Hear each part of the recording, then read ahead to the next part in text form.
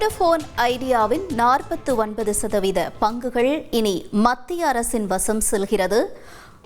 இது குறித்து நாம் முக்கிய செய்தியாக பார்த்து கொண்டிருக்கிறோம். அதாவது மத்திய அரசிற்கு 36,950 கோடி மதிப்பிலான நிலுவைத் தொகை செலுத்த வேண்டிய நிலையில் அது செலுத்த முடியாத காரணமோ என்னவோ இந்த பங்குகளை வழங்க தற்பொழுது முடிவு செய்திருப்பதாக தகவல்கள் வெளியாகியிருக்கிறது.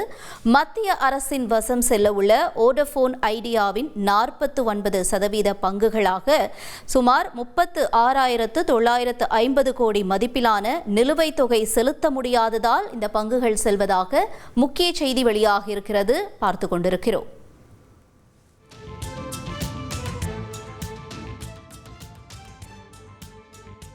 தகவல்களை ரமேஷ் வழங்கிட கேட்கலாம். ரமேஷ் வணக்கம். இந்த ஷேர்ஸ் மத்திய அரசு கிட்ட போறதுக்கான முழு விவரங்கள் என்னவாக இருக்கிறது?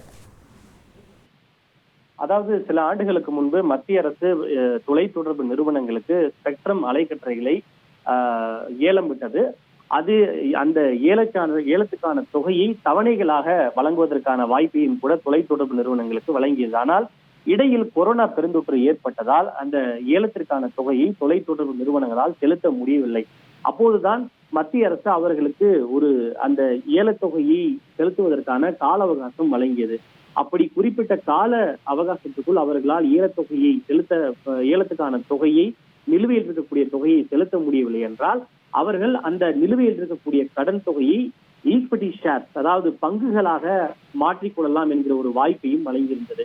அந்த அடிப்படையில் தான் முன்னணி தொலைத்தொடர்பு நிறுவனமாக இருக்கக்கூடிய வோடஃபோன் நிறுவனம் மத்திய அரசிற்கு சுமார் 36,950 கோடி ரூபாய் நிலுவைத் தொகையாக வைத்திருக்கிறது. இது முழுக்க ஸ்பெக்ட்ரம் அலைக்கற்றைகளை ஏலம் எடுத்ததற்கான ஒரு தொகையாகும்.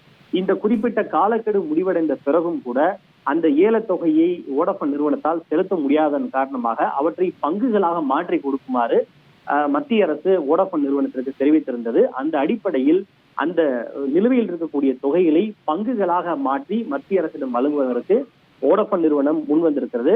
அந்த நிலுவைத் தொகையான 36,950 கோடி ரூபாயை ஒட்டுமொத்தமாக 3,695 கோடி பங்குகளாக வெளியிட வோடஃபோன் முடிவு செய்திருக்கிறது.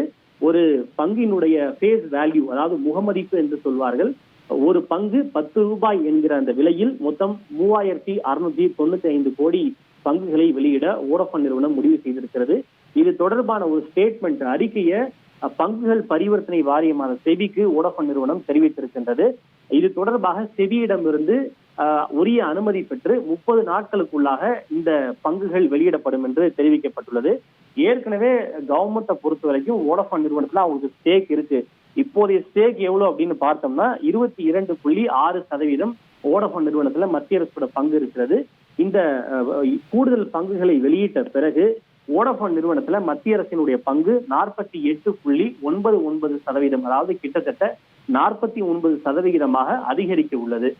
என்னதான் மத்திய அரசினுடைய அந்த பங்கு அதிகரித்தாலும் கூட கட்டுப்பாடு என்பது தொடர்ந்து வோடஃபோன் நிறுவனத்தின் வசமே இருக்கும் என்பது குறிப்பிடத்தக்கது. ஏனென்றால் 55% மேல் சென்றால் மட்டுமே அந்த கட்டுப்பாடு என்பது அரசினுடைய பக்கம் செல்லும். ஆனால் தற்போது 50க்கும் குறைவாக இருப்பதால் பங்கு அதிகரித்தாலும் கூட கட்டுப்பாடு என்பது தொடர்ந்து வோடஃபோன் நிறுவனத்தின் வசம் இருக்கும் என்று தெரிவிக்கப்பட்டுள்ளது.